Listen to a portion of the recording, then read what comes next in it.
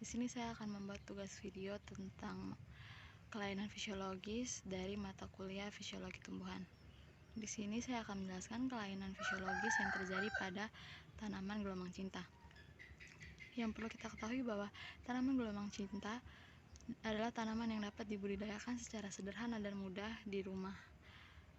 Dan cara menanam tanaman gelombang cinta ini dapat ditempatkan pada tempat yang memiliki cahaya secara konsisten. Dengan kata lain, tidak terkena cahaya matahari secara langsung.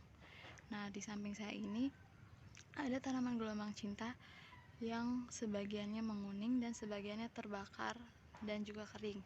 Kelainan fisiologis yang terjadi pada tanaman gelombang cinta ini yaitu layu sementara dan juga layu permanen.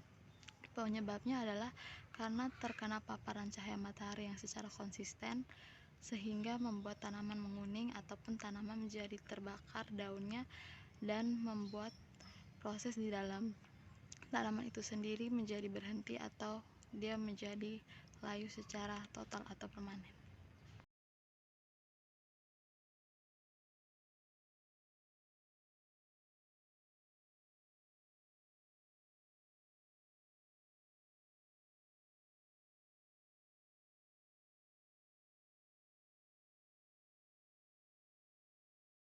Selanjutnya pada tumbuhan anona, daunnya mengalami penguningan akibatnya kurang nutrisi dari pertumbuhan tersebut.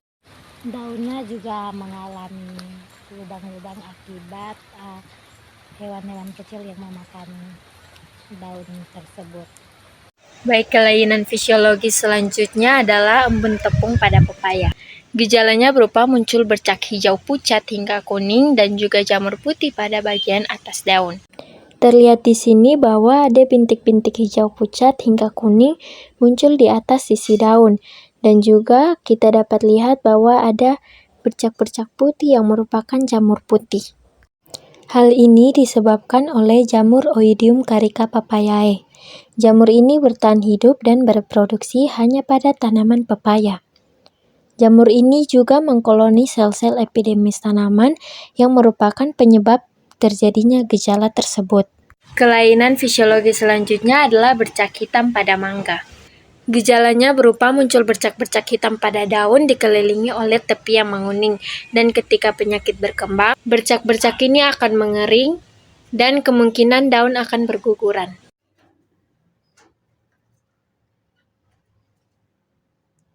Dari sini kita dapat melihat bahwa ada bercak-bercak hitam yang dikelilingi oleh tepian yang menguning.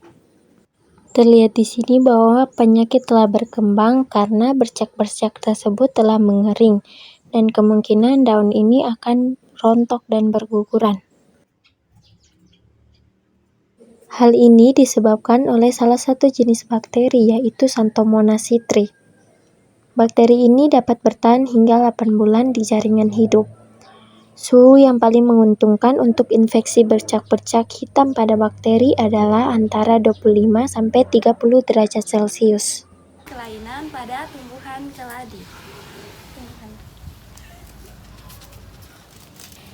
Ini merupakan salah satu kelainan pada tumbuhan keladi, yaitu tip burn. Tip burn adalah kondisi pada tanaman yang disebabkan kandungan kalsium tidak naik hingga ke ujung daun dari tanaman yang terinfeksi.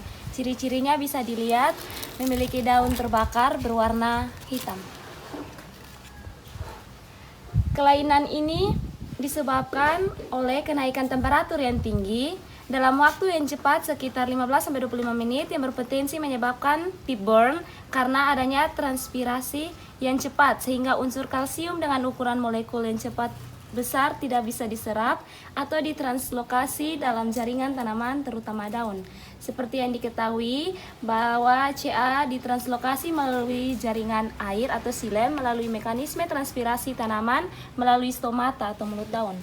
Solusinya, hal ini bisa diatasi atau dikurangi efeknya dengan pemasangan shading net 35% dan penyemprotan kabut air untuk menurunkan suhu. Anomali pada tumbuhan di mana terjadi perubahan dalam struktur pertumbuhan atau perilaku tumbuhan yang tidak biasa atau tidak umum, di mana batang pepaya yang bercabang Umumnya batang pepaya tidak bercabang, namun terjadi pemangkasan lalu tumbuh cabang dari batang utamanya.